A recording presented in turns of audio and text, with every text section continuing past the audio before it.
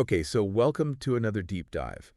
Today, we are going to be tackling something that is incredibly relevant Hmm. to, well, pretty much anyone listening, I would say. Yeah, Online safety, absolutely. but with a bit of a twist. Okay. We're going to be looking at it through the lens of what Year 6 students are learning. Oh, You interesting do. to stay. Okay. Yeah. Um, and Yeah, it's a fascinating perspective. it is. I think it really highlights how much the online world has changed even since Oh, gosh, yes. we're in school. Absolutely. Yeah. So our source material today is a document called Y6-online-safety-knowledge-organizers.pdf. Okay. And honestly, going through it made me realize there's always something new to learn when it comes to navigating the digital world. Absolutely. The basics are constantly evolving, Yeah, and it's crucial to stay informed. right. Yeah. So the document kicks off by defining some really key terms. Okay. Digital footprint, Mm-hmm. digital personality, Right. online reputation. Yeah. Terms we hear All the time. all the time. Yeah. But let's be honest. Do we truly grasp the nuances That's a good question. of all of this stuff? Yeah, I think what's fascinating here is how the document distinguishes between personality Right. and digital personality. Hmm. Your personality is, of course, Yeah.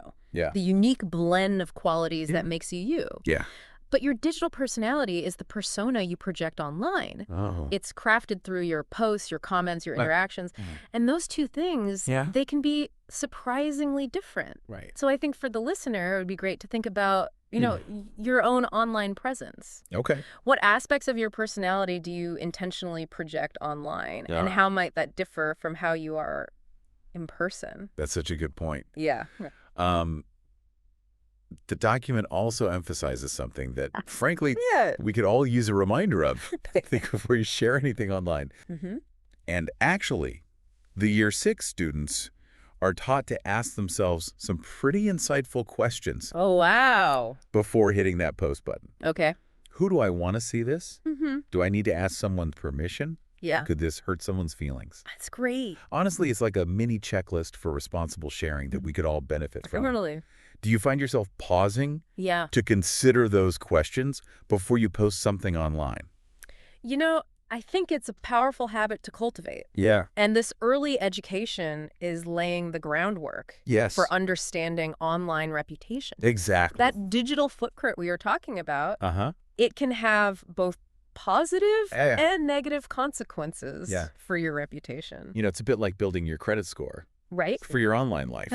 Yeah, I like that analogy. A misstep online can impact everything from future job prospects Yeah. to personal relationships. Absolutely. I was reading that a recent study showed that 70% of employers Wow. use social media to screen candidates, That's huge. and a significant percentage of those candidates Yeah. have been rejected due to questionable online behavior. It's a harsh reality. It is. And the stakes only get higher Yes. as we move into professional spaces. Yeah, absolutely. Okay. So how do we manage this online presence? Right. The document talks about strategies like using avatars and usernames instead of your real name Mm-hmm. and being careful about sharing personal information. Yeah. I remember back in the day, it was all about coming up with the coolest, most mysterious username. Oh, totally. I remember those days. Oh my gosh. And speaking of usernames, Yes. the document actually lists some examples of what Year 6 students came up with. Okay. Mr. Fox, Okay.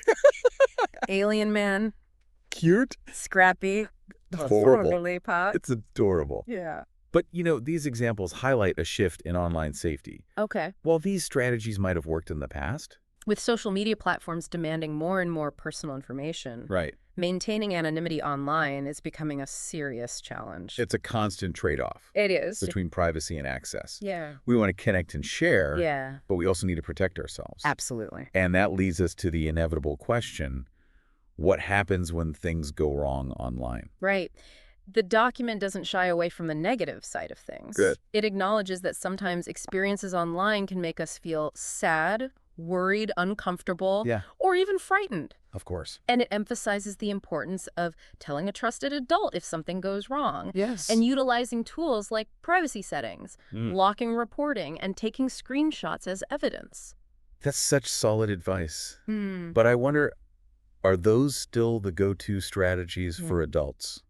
That's a good question. I mean, we might have additional resources like knowing how to report online harassment Right. to the appropriate authorities. Absolutely. We might have more complex tools and legal avenues available, Right. but those fundamental principles Yeah. remain the same. Yeah. Open communication with someone you trust, Yeah. documenting the issue, Right. and utilizing platform features for protection. Right. Those are all crucial steps in addressing negative online experiences. It's almost like those year 6 lessons Yeah. are a foundation for navigating the more complex digital landscape we face as adults.